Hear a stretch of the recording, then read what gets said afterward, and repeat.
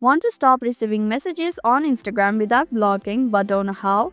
Hi everyone, welcome back to Online Help Guide. In this video, I'll show you some quick and easy steps on how to stop receiving messages on Instagram without blocking. So without any further ado, let's get started. First, open Instagram on your device.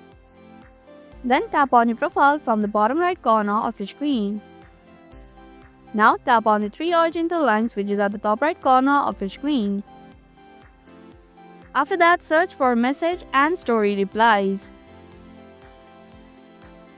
Then tap on the message request. Now you have various options through which you can stop receiving messages. If you want to stop receiving messages from your followers, tap on the arrow icon beside it. Then click on the Don't Receive Request option. And that's how you can stop receiving messages on Instagram without blocking.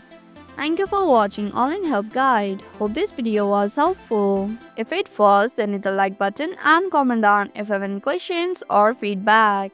Also, if you're new to our channel, subscribe and hit the bell icon so that you don't miss upcoming videos.